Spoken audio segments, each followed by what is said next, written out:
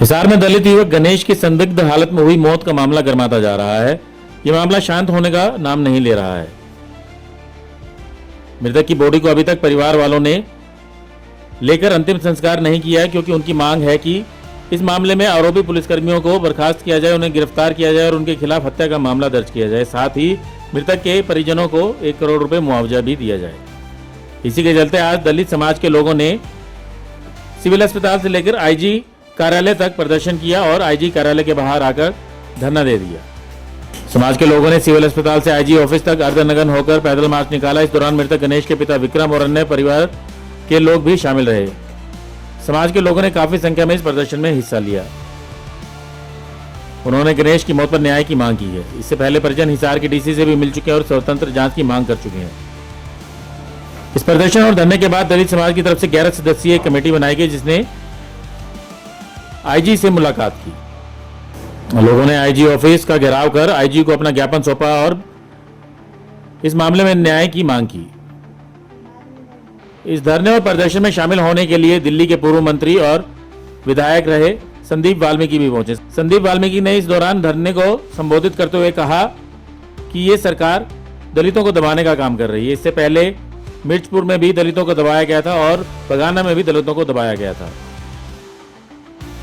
साथ ही उन्होंने कहा कि इन अधिकारियों को तब समझ में आएगा जब इनके घर से कोई बच्चा मरेगा, क्योंकि दलित के बच्चे के मरने के बाद ये अधिकारी न्याय के लिए कुछ भी नहीं कर रहे हैं। उन्होंने कहा कि यदि हिसार में उन्हें न्याय नहीं मिला तो दिल्ली में जंतर मंतर पर भी प्रदर्शन किया जाएगा। तो वो छोटे मसला जो मर्जी करते रहे, ये सरकार का काम है। वो लोग आपको भिड़ाएंगे लड़ाएंगे, लेकिन जितने भी बहुजन समाज के लोग हैं उनको इकट्ठा रहना चाहिए। आपका दुश्मन नहीं है कोई और बिरादरी, लेकिन इन लोगों ने आप लोगों को लड़ाने का काम किया। 2 अप्रैल भारत में देखा था और एट्रोसिटी एक्ट वापस लिया गया था। ये नहीं चाहते कि बहुजन समाज के लोग इकट्ठा होकर के आंदोलन करें, ये ताकत आगे बढ़े। जो मान्यवर साहब काशीराम बाबा साहब कहते थे कि तुम इस देश के हुक्मरान हो, ये नहीं चाहते कि तुम लोग हुक्मरान बने। मुझे बता दो, इस प्रदेश में एक भी कोई नेता जो डीएससी के नाम पे वोट मांग रहा था, डीएससी के नाम पे समाज का शोषण कर रहा था, और नाम बताओ तो सारे जानते हैं, कृष्ण बेदी इकलौता है वो कहता मैं हूं, कहता ना थारा नेता मैं हूं। कहां हमारा नेता? क्यों हमारे बच्चों को मारा जा रहा है? क्यों नहीं उनके पूर्व मुकदमा? हम ये नहीं कह रहे फांसी तोड़ देंगे, इनको करके सस्पेंड करके टर्मिनेट करके इनके ऊपर 302 का मुकदमा दर्ज हो, जनता कहां जाएगी? तो ये कोई नई बात नहीं भाई। हमारी बहन बेटियों की आबरू भी लूटेंगे ये लोग, है ना। जब वहां पर यूपी में कुछ होता है तो ये सरेआम इनकाउंटर कर देते हैं गुंडों का।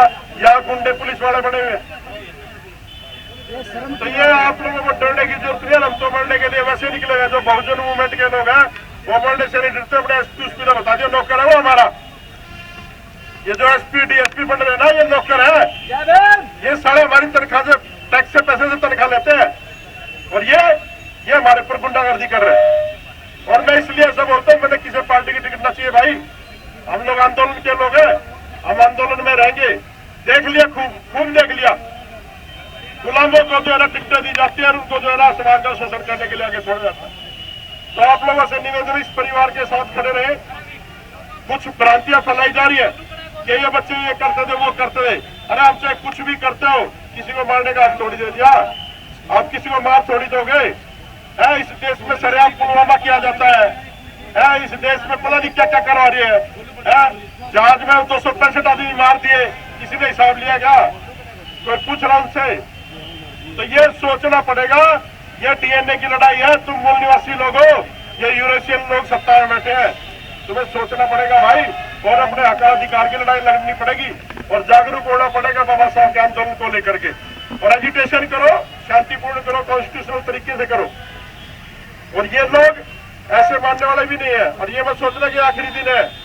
हम लोग पूरे प्रदेश में, पूरे देश में, जैसे मनीषा के लिए हम लोगों ने आंदोलन चलाना, भाई के लिए आंदोलन चलाएंगे और जंतर मंतर की भी कॉल देंगे हम लोग भाई। आप लोग तैयार हैं दिल्ली में एक बड़ा प्रोटेस्ट करने के लिए? और ये सोचा करो, ये जो आंदोलन है ना, यही तुम्हारा ब्याह शादी बात सगाई सब कुछ यही है। इसमें चुच्ची बच्चा लेकर आ गए, अपने बात कर लेकर आ गए। ये हक की लड़ाई है आंदोलन। इसमें जो है ना हमारे आंखों में आंसू जरूर चाहिए, आग भी निकलनी चाहिए। ये लोग जो है ना ऐसे नहीं डरने वाले। जिस दिन इस एसपी का छोरा मर जाएगा ना, इसको पता चलेगा कि किसी का बालक मरता है तो क्या दर्द होता है। जिस दिन डीसी का छोरा मरेगा उस दिन इसे मेरा लगेगा कि किसी का बच्चा मरता है दर्द क्या होता है। ये लोग तो बेचारे क्या नौकरी कर रहे हैं, ये नौकरी कर रहे हैं, इनका भी दर्द है। लेकिन ये वर्दी के अंदर कुछ ईमानदार लोग हैं जो बेचारे अंदर सोच रहे होंगे। तो मजबूर लोग हैं ये, और नौकर मजबूर होते हैं, ऐसे ही तुम्हारे नेता भाई। तो इस कृष्ण बेटी का तो कुटल लेना चाहिए, तुम्हें फूकना चाहिए था। आज तक इस परिवार में नहीं आया, इस आंदोलन में नहीं आया। वहीं दूसरी तरफ 12 क्वार्टर के भगत सिंह नगर में रहने वाले शुभम उर्फ कापकू के घर गुरुवार देर शाम को डीएसपी कमलजीत के नेतृत्व में सीन ऑफ क्राइम टीम ने सर्च अभियान चलाया। पुलिस का दावा है कि सर्च अभियान के दौरान शुभम के घर से गंडासी, कई तलवार, दराती, बड़ी बड़ी छुरियां, डंडे और छीने के मोबाइल फोन भी बरामद किए गए हैं। आपको बता दें कि हिसार के भारत नगर में सोमवार को रात बर्थडे पार्टी के लिए बीच में सड़क पर तेज डीजे बजाने को लेकर युवकों और पुलिस कर्मचारियों के बीच में झड़प हो गई। पुलिस का आरोप है कि डीजे बजाने से मना करने पर युवकों ने छत से पथराव किया। जब पुलिस उन्हें पकड़ने के लिए छत पर पहुंची तो दो युवक नीचे कूद गए। इस दौरान गणेश नाम के 16 वर्षीय नाबालिग युवक की मृत्यु हो गई। वहीं दूसरी तरफ गणेश के परिजनों और समाज के अन्य लोगों ने आरोप लगाए हैं कि गणेश को पुलिस ने छत पर से धक्का दिया, जिसकी वजह से उसकी मौत हुई है और आकाश गंभीर रूप से घायल हुआ। पिछले 4 दिन से समाज के लोग सिविल अस्पताल में धरना प्रदर्शन कर रहे हैं और शव को नहीं उठा रहे हैं। उनका कहना है कि जब तक पुलिस के खिलाफ कार्रवाई नहीं की जाती और 1 करोड़ रुपए मुआवजा नहीं दिया जाता, तब तक शव का अंतिम संस्कार नहीं किया जाएगा। ब्यूरो रिपोर्ट, नई ताजा न्यूज, हिसार।